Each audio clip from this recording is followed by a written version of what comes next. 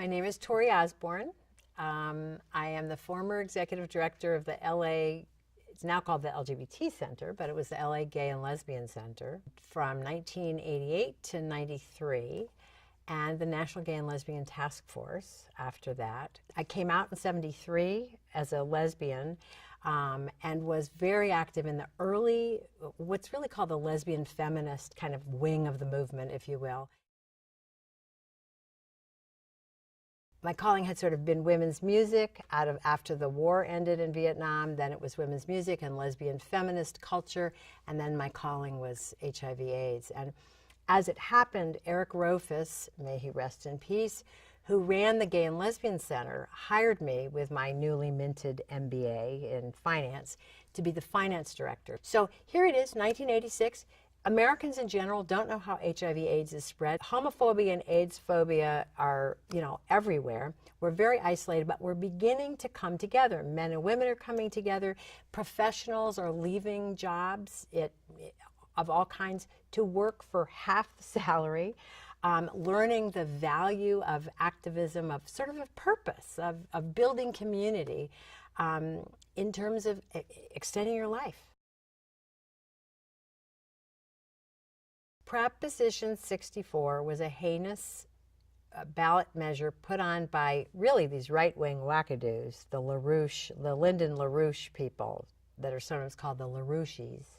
I mean, they're not just right-wing, they're kind of wacko, but I don't know how much strength they have anymore. But at the time, they were quite a significant, political force. It would have quarantined people with AIDS. It was forced reporting of everybody who had AIDS, forced public publications of their names. But the worst part of it, the most heinous part of it, was that they wanted to literally quarantine people. People who had HIV/AIDS were going to be put in some camp or something. I mean, it was fascist. But we were, for many years, their major fundraising vehicles. We were the community they loved to hate. Gay men in particular, by the way. They didn't hate lesbians quite as much. We weren't as much of a threat to them. Their homophobia was much more directed at gay men. And AIDS gave them the perfect excuse. If it hadn't been a fatal disease, if it hadn't been such a painful, ugly, agonizing time, it might have worked. I mean, if it was just a rash that went away, if it was just another STD that a little, shot of penicillin, I mean, maybe, who knows? But it was killing young men at the prime of their lives. And anybody with a heart was going to be on the good guy's side. They could, not so much care about what the sex behavior was, but just care about the person. And that's what really happened. And that was the breakthrough. That was why women and men came together.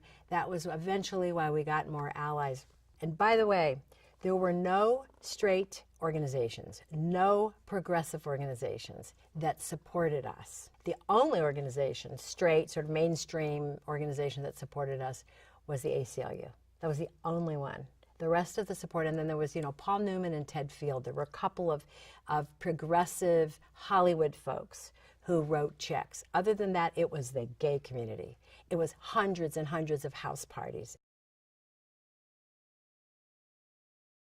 There is a direct relationship between marriage equality and the emergence of that issue as the front and center issue that transformed America and the HIV/AIDS epidemic. These are not two separate things. These are completely related. On a kind of a spiritual thing, it's like Israel is related to the Holocaust.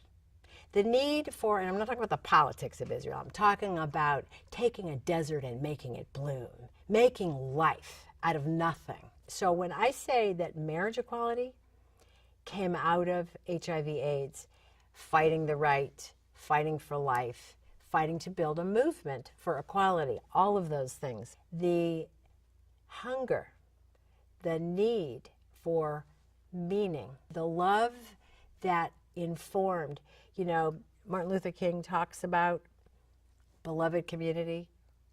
That's what we built.